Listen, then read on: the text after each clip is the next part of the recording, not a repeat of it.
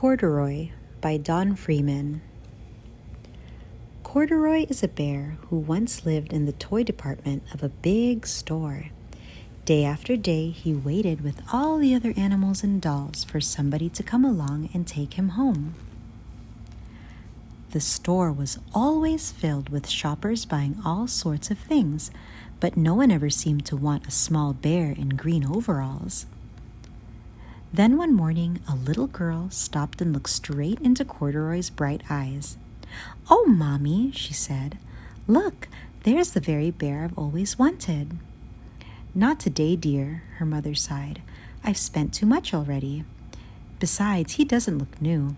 He's lost the button to one of his shoulder straps." Corduroy watched them sadly as they walked away. "I didn't know I'd lost a button," he said to himself. "Tonight, I'll go see if I can find it."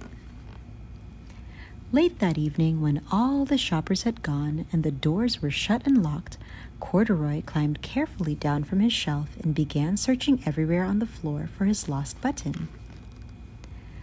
Suddenly, he felt the floor moving under him. Quite by accident, he had stepped onto an escalator, and up he went. Could this be a mountain, he wondered? I think I've always wanted to climb a mountain. He stepped off the escalator as it reached the next floor, and there, before his eyes, was a most amazing sight. Tables and chairs and lamps and sofas and rows of beds. "This must be a palace," Corduroy gasped.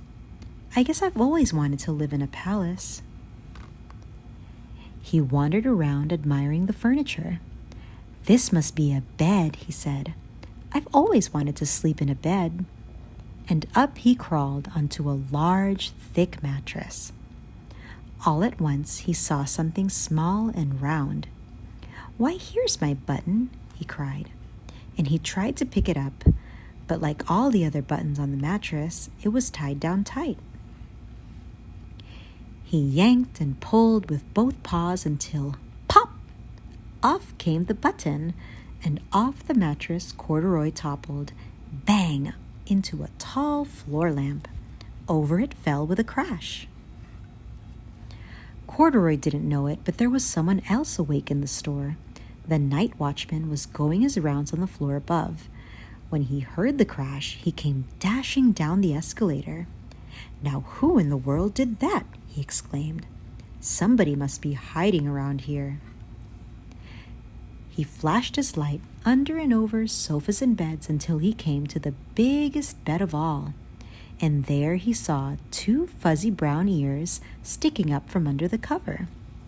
"Hello," he said. "How did you get upstairs?" The watchman tucked Corduroy under his arm and carried him down the escalator and set him on the shelf in the toy department with the other animals and dolls. Corduroy was just waking up when the first customers came into the store in the morning.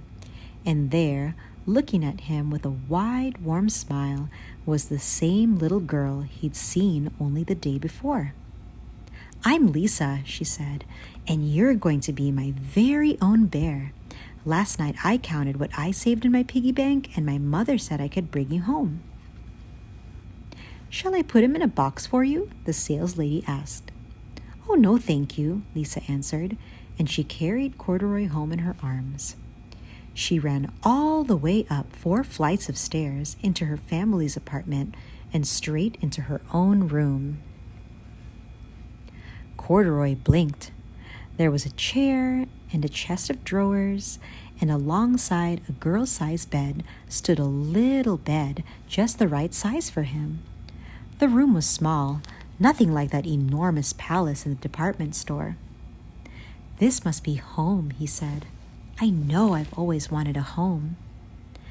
Lisa sat down with Corduroy on her lap and began to sew a button on his overalls.